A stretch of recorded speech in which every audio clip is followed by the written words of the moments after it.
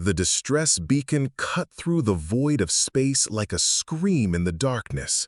Ambassador Zicthala of the Kepler Coalition clutched her translucent fingers around the communication device, her bioluminescent patches flickering with desperation as she transmitted the message across 17 different frequencies.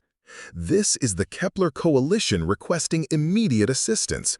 Our world of Zarian 7 is under siege by the Drakthul Horde. Our defensive fleets have been decimated.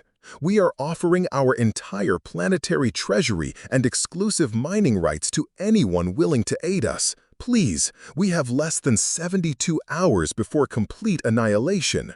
The message traveled through hyperspace relays, reaching the ears of dozens of species across the galaxy. The proud Altairians dismissed it immediately. They were locked in their own territorial disputes. The merchant Vorgons calculated the risk versus reward and found it wanting. The warrior clans of Proxima Centauri were already committed to conflicts elsewhere. One by one, every major power in the galaxy turned away from the Kepler Coalition's desperate plea. Zicthala watched her communication console fall silent, hope draining from her like water through a broken dam. Then, 48 hours later, a single response crackled through the void. "This is Captain Sarah Chen of the Terran Expeditionary Force. We received your distress call. We're en route to your position. Hold tight." Zicthala's research team scrambled to access their xenological databases. Terrans, humans, a species so young they had only achieved faster-than-light travel 3 decades ago. Their homeworld, Earth, was considered a backwater planet on the outer rim of civilized space. Most galactic powers barely acknowledged their existence.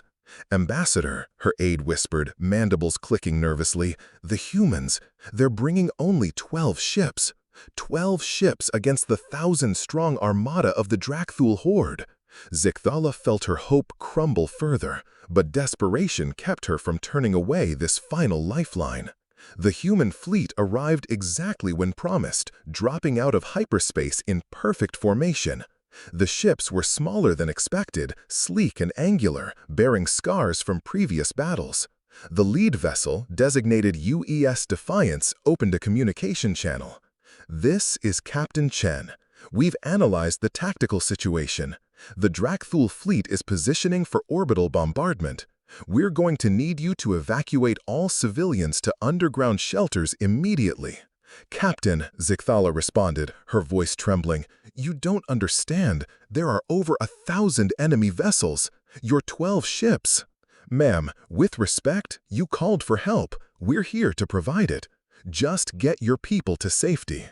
What happened next would be discussed in military academies across the galaxy for centuries to come. The human ships didn't engage the Drakthul fleet in traditional formation combat. Instead, they scattered like leaves in a storm, each vessel moving with impossible precision and speed. The Drakthul, expecting conventional warfare, found themselves fighting ghosts.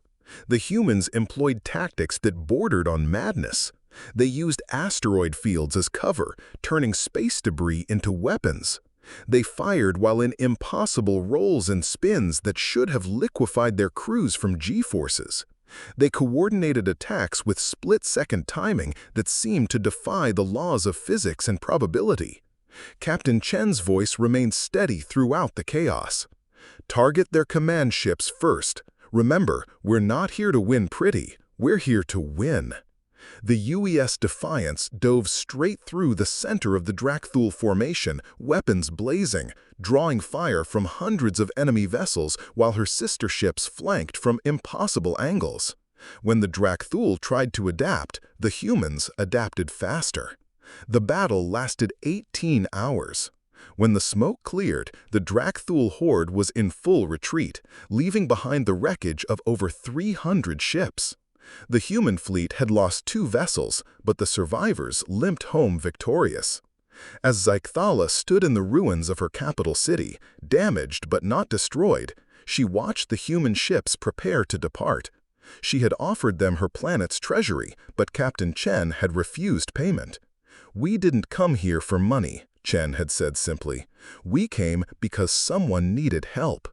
It was then that Zicthala understood why the rest of the galaxy had been so quiet about humanity. They weren't afraid of human weakness. They were terrified of human compassion and what lengths these seemingly fragile beings would go to protect it.